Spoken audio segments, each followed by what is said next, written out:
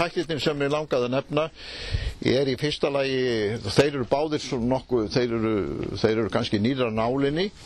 en skipta líka miklu máli og sá fyrri þeirra það verkefni forsetans að vera talsmaður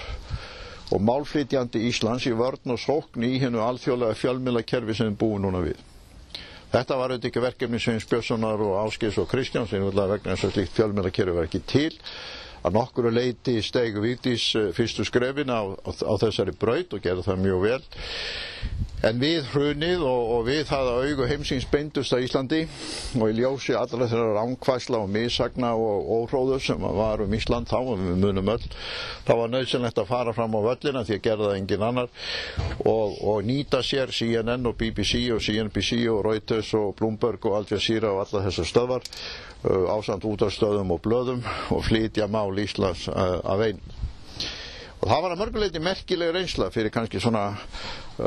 segjum ekki fjölmiðla haugur, mann sem har haft áhuga á fjölmiðlum alla sína ævi og var hérna með útvarps- og sjónvarpsþætti á mínum sokkamannsárum á sínu tíma sem voru vísu bannaðinn, hann var nú sagt.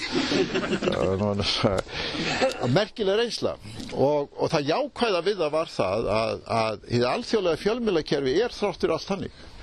Að ef maður hefur einhvað skýrt og afmarkað að segja og flytur það einurð og rökfestu og svo framvegis, þá hægt að nýta sér þessara hátalara til þess að snúa almenningsáliti heimsins við. Og það gerðist og við búum nú við meiri skilning og velvilja og alþjóða vettvangi heldur nokkur gæti gert sér vonir fyrir 3-4 árum síðan. En stundum var þetta auðvitað sérkennileg lífsreynsla fyrir mig. Mér leið stundum eins og svona kábójónu sem var einn á hestinum í villta vestrinu og ég held ég gleymi aldrei því kvöldi þegar ég fór upp í Efstaleiti og var settur inn í pínulítið herbyggi með bara svörtum tjöldum og svo var ein myndavél og hljóðnum í eyrað og Jeremy Paxman í Newsnight hinum einu og ég vissi alveg hvað hann ætlaði sér, hann ætlaði bara að slátra mér og Íslandi og maður satt þarna bara einn í myrkrinu fyrir fram að íluna og hverjar 30 sekúndur gátu skipt sköpum.